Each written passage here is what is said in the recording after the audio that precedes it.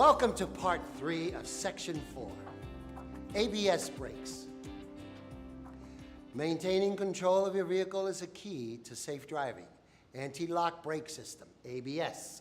Technology has become available to maintain rolling traction, offering skid-free stopping and steering control.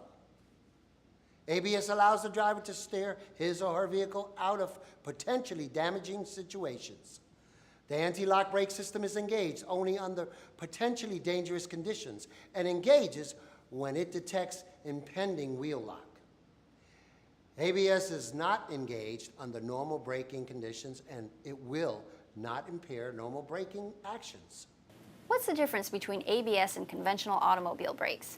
Well, conventional brakes allow wheels to be locked by the driver and produce a loss of rolling traction.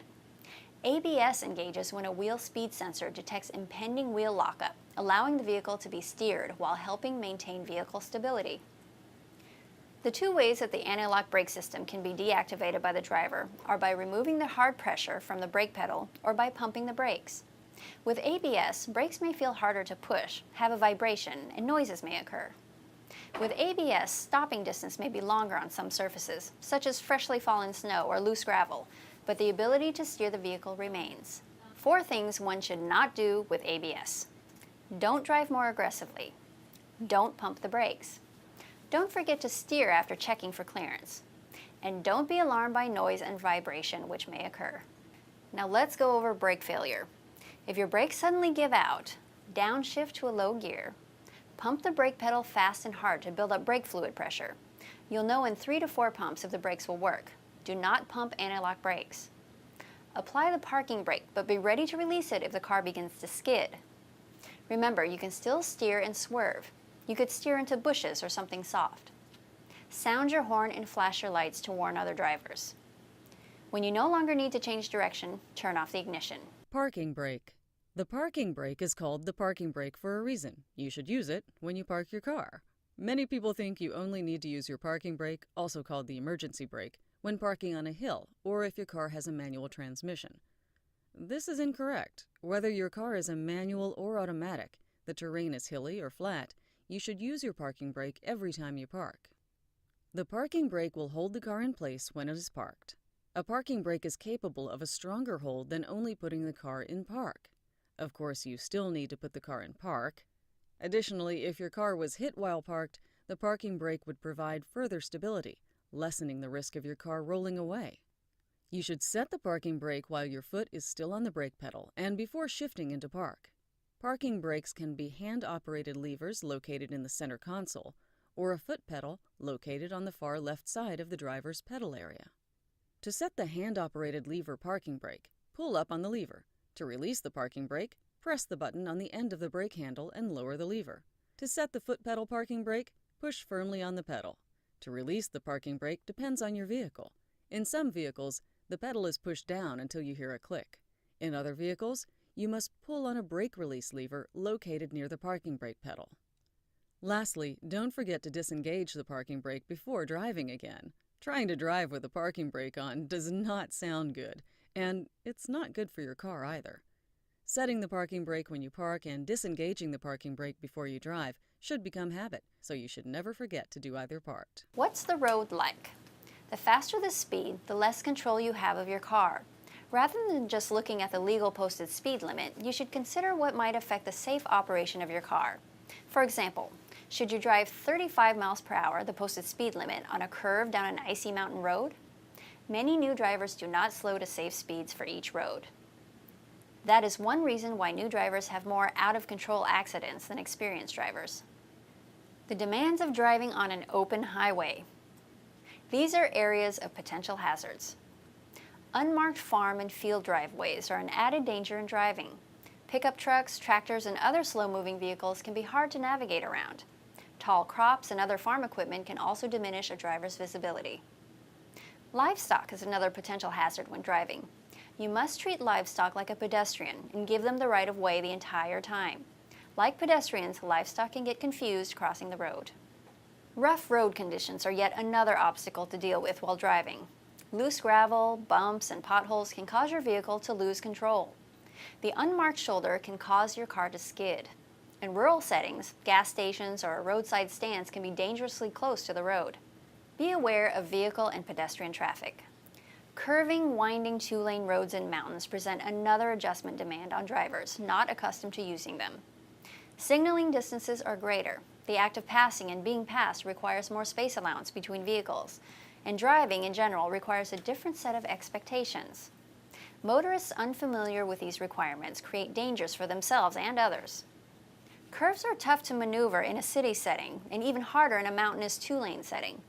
Hazards can come in the form of dirt on the roadway, blind corners, and unpredictable vehicle speeds. To be safe, lower your speed while braking going through a curve. Visibility is another key factor in a successful mountainous drive. An upcoming hill in the road won't allow you to see what is up ahead. It's a good idea to maintain a safe distance from the car in front of you and watch his brake lights for upcoming dangers. Hills are tough to negotiate because gravity tends to slow a car down or speed it up. Use a lower gear setting while going up a hill for added power, and oddly enough, use a lower gear while going down a hill. The lower gear will slow your vehicle and save your brakes. Snow, mud, and loose gravel can make it difficult to negotiate. Be aware and take caution while driving in these tough conditions. Brake failure and overheating are other dangers involved in uphill and downhill driving.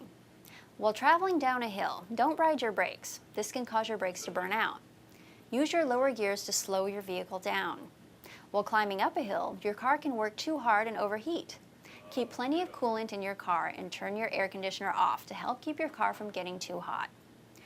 Your vehicle condition is important because driving on hills can cause your car to do what it normally doesn't do.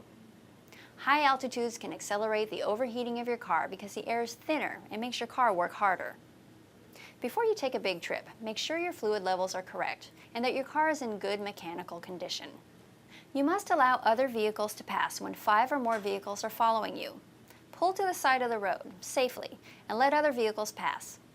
When passing slower vehicles, be sure to never drive off the road to pass on the left. According to DMV California law, drivers of vehicles proceeding in opposite directions shall pass each other to the right, and except when a roadway has been divided into traffic lanes, each driver shall give to the other at least 1/2 of the main traveled portion of the roadway whenever possible. Water on the road. Slow down when there is a lot of water on the road. When you're driving in heavy rain or a downpour, remember not to switch on your high beam lights. This is because high lights will be reflected by water, and it will be harder for you and other road users to see the road clearly. Remember to turn on your wipers as well when you are driving. Driving in extreme weather, you should drive slower than the allocated speed limit. Speeding may cause your car to spin when the road is slippery. Also, keep a safe distance from the other cars so that you have ample time to brake if an emergency stop is needed. Stay away from large vehicles like lorries and trailers because the tires will splash water up on your windshield. The splashes might cause collisions if you stay too close to them because you will not be able to see the road clearly. Keep off the curbs and the sides of the roads, because if there is a heavy downpour, the sides of the roads are prone to floods. Drive on the center of the road and try to follow the tire tracks of the car in front of you. Try to avoid puddles of water, as there might be large potholes underneath the water. Pull over for a rest if you are not in a good state for driving. When you've pulled over, make sure that your hazard lights are on so that oncoming cars are able to see and avoid you on time. Do not turn on hazard lights when you are driving, even though your initial intention is to warn others about your existence. It might lead to the misjudgment of your location from the other drivers. Use the lights wisely and turn them on when they are needed. Hydroplaning. If water on the road is deeper than the tread of the tires, a fast-moving vehicle may glide over the water and not touch the road surface. This condition is called hydroplaning. A slight change of direction or a gust of wind could throw your car into a skid. If you can see reflections on the pavement or the car ahead leaves no tracks on the water, your car could hydroplane. To avoid hydroplaning, drive slowly, have good tire tread, have tires properly inflated. If possible, steer around water. If you hear a slushing sound from the tires, especially when changing directions, slow down. When a car hydroplanes, the most important thing to remember is not to panic. First, do not brake or accelerate suddenly. Since hydroplaning is a loss of traction to the front tires, sudden braking slows the front tires, but locks the rear tires, which can cause a spin-out. Also, sudden acceleration could pull the vehicle straight ahead, which could be dangerous if the vehicle is pointed toward the edge of the roadway. What you should do depends on the type of vehicle you are in. If you are in a front-wheel drive with or without ABS and traction control, or a rear-wheel drive with ABS and traction control, and you begin to hydroplane, you should look for open space and plan to travel in that direction. Stay lightly on the accelerator and steer gently toward the open space you've identified. If you are in a rear-wheel drive without ABS and traction control, then look for open space and plan to travel in that direction. Ease off the accelerator and steer toward the open space you've identified. It's also important not to have the cruise control engaged in heavy rain due to a sudden acceleration problem. The vehicle will recognize the buildup of water as a slowdown and ask for more power. This may cause the car to shift to a lower gear and build even more water under the tires. When it comes to speed on a wet road, slow down by about 1/3 of what you would normally drive. Poor driving conditions, slippery roads. Slow down at the first sign of rain on the road. This is when many roads are the most slippery because oil and dust have not been washed away. If the road is slippery, it will not give your tires the grip they need. You must drive slower than you would on a dry road. Here are some guidelines to help you adjust speed. Wet road, go to 5 to 10 miles slower. Stay on the paved portion of the freeway. Drive in the tracks of the car ahead. Allow more of a space cushion. Avoid sudden movements. Packed snow. Cut speed in half. Ice. Slow to a crawl. Going through deep water. Going through deep water can be a very dangerous situation. The water could be so deep that it may leak into your engine and stall it. This is especially dangerous in a flood situation. If you travel through deep enough water, your brakes will also be affected. Remember to safely pump your brakes to help remove excess water that could slow the performance of your brakes. Seasonal hazards. Keep in mind the time of year you're driving. This is most important when you're taking a long trip. The road and weather conditions during the summer may be vastly different from the wintertime. Going through deep water. Going through deep water can be a very dangerous situation. The water could be so deep that it may leak into your engine and stall it. This is especially dangerous in a flood situation. If you travel through deep enough water, your brakes will also be affected. Remember to safely pump your brakes to help remove excess water that could slow the performance of your brakes.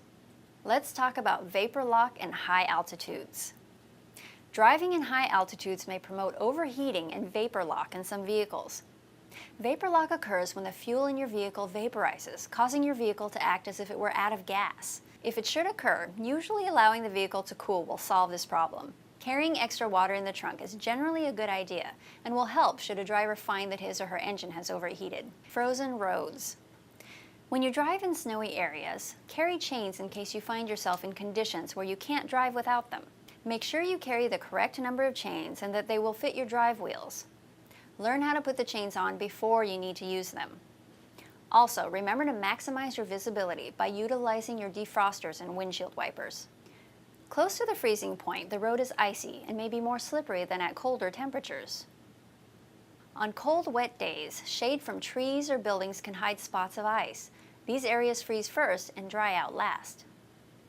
Bridges and overpasses can also hide spots of ice. They tend to freeze before the rest of the road does. If it starts to rain on a hot day, pavement can be very slippery for the first few minutes. Heat causes oil in the asphalt to come to the surface. It makes the road slippery until the oil is washed off. In a very heavy rain or snowstorm, you may not be able to see more than 100 feet ahead. When you can't see any farther than that, you cannot safely drive faster than 30 miles per hour. You may have to stop from time to time to wipe mud or snow off your windshield, headlights, and taillights. It's wise to turn on your low beam headlights when visibility is poor, even in daylight. Light from high beams will reflect back and cause glare. You may have to flash your headlights under certain circumstances to get the attention of another driver who may not see you. Driving in snow and ice affects how your vehicle turns as well. As a result of reduced traction, stopping distances are increased, and when the pavement is slippery from ice or snow, turning a vehicle requires reducing the speed and beginning the turn sooner. To help avoid skidding on slippery surfaces, you should do the following. Drive more slowly and stay further behind the vehicle ahead. Slow down as you approach curves and intersections. Avoid fast turns. Avoid quick stops. Pump the brakes to slow or stop. Anti-lock brakes do not require pumping. Shift to low gear before going down a steep hill. Watch for any troubles where ice or deep water collects. If the brakes get wet, dry them by pressing the gas pedal and brake pedal at the same time so that the car drives against the pressure of the brakes. Do this only until the brakes begin working. Avoid especially slippery areas such as ice patches, wet leaves, oil, or deep puddles. Sand dust storms. A sand or dust storm usually arrives suddenly in the form of an advancing wall of sand or dust and debris, which may be miles long and several thousand feet high. They strike with little warning, making driving conditions hazardous. Blinding, choking dust can quickly reduce visibility, causing collisions which could lead to chain collisions, creating massive pileups. Sand dust storms usually last only a few minutes, but the actions a motorist takes during the storm may be the most important of his or her life. Here are some safety tips. If dense dust is observed blowing across or approaching a roadway, pull your vehicle off the pavement as far as possible. Stop, turn off lights, set the emergency brake, take your foot off of the brake pedal to be sure the taillights are not illuminated. Don't enter the sand dust storm area if you can avoid it. If you can't pull off the roadway, proceed at a speed suitable for visibility, turn on lights, and sound horn occasionally. Use the painted center line to help guide you. Look for a safe place to pull off the roadway. Never stop on the traveled portion of the roadway. Using your emergency signals. Many accidents happen because a driver didn't see a stalled car until it was too late to stop. If your vehicle stalls or you're having car trouble and have to stop, follow these rules. If at all possible, pull off the road away from all traffic.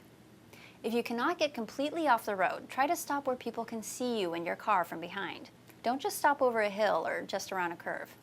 Turn on your emergency flashers to show a hazard or accident is ahead. You should also use your emergency flashers if you're not moving.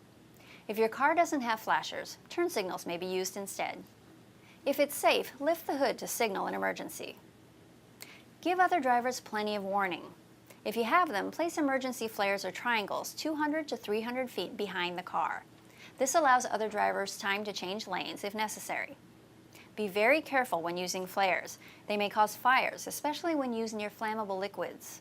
If you don't have emergency flares, follow the rules listed above and stay in your vehicle until help arrives. Be careful for your safety and stay off the road. Remember, don't even try to change a tire if it means you have to stand in a traffic lane. Handling emergencies. Sometimes a road that is normally safe becomes dangerous when slippery. Ice and packed snow on the road can cause the car to skid, especially if you're driving fast or going downhill.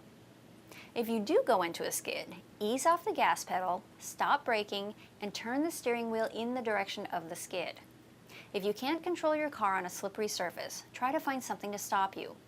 Try to get a wheel on dry pavement or on the shoulder of the road. You may have to slowly edge into a snowbank or some bushes to stop. Fishtailing.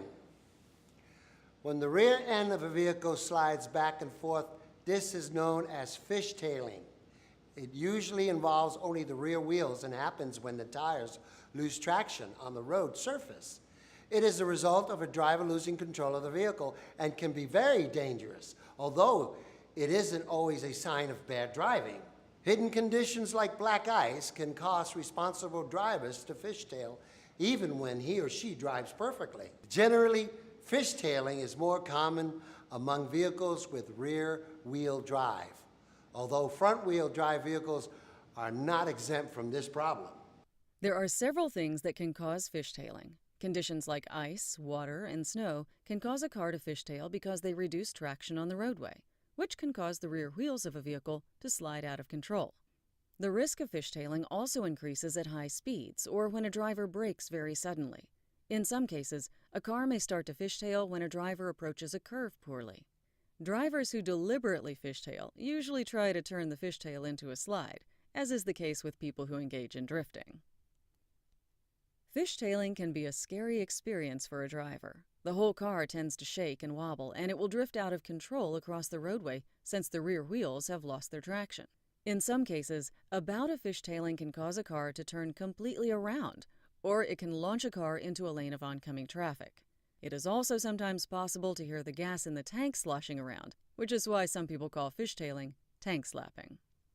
To recover from a fishtail, drivers should stop accelerating and steer in the direction of the skid as best they can. The wheel should not be yanked or jerked, as this can cause the fishtail to get worse. Sharp or sudden braking should also be avoided, as this can make the skid worse too. It is better to ease off the gas and then pump the brakes lightly but quickly. Steer in the direction of which the rear end of the vehicle is skidding, and be careful not to oversteer. For drivers who start fishtailing in traffic, it's a good idea to try and direct the skid to the side of the road so that they are not thrust into the path of oncoming cars. Note, if you have a stick shift, keep the clutch engaged. Ideally, of course, drivers should avoid fishtailing altogether. If you know that you are going to be driving on low-friction roads, drive slowly, avoid sudden braking, and take turns slowly, accelerating out of the turn to increase your traction. If you live in a region which is prone to black ice, try to avoid driving in the early morning and evening when black ice is at its worst. If you have a stick shift, keep the clutch engaged. If you get into an acceleration skid. An acceleration skid usually involves only the rear wheels and happens when the tires lose traction on the road surface. Avoid sudden braking. It's better to ease off the gas and then pump the brakes lightly but fast. Steer in the direction which the rear end of the vehicle is skidding. Be careful not to oversteer. If you have a stick shift, keep the clutch engaged. If you get into a locked wheel skid, this type of skid is usually caused by a person braking too hard at a high rate of speed and locking the wheels. The vehicle will skid no matter which way the steering wheel is turned until you release the brakes to unlock the wheels. Then, straighten the front wheels as the vehicle begins to straighten out. Slow the vehicle gradually until you're at a safe speed to continue your trip. Steering wheel locking device. Never turn your vehicle's ignition to the lock position while it's in motion. This will cause the steering to lock if you try to turn the steering wheel, and you will lose control of your vehicle. Chronic traffic congestion is the California commuter's biggest headache, but even small changes in driving habits could provide fast relief, according to the California Office of Traffic Safety, or OTS.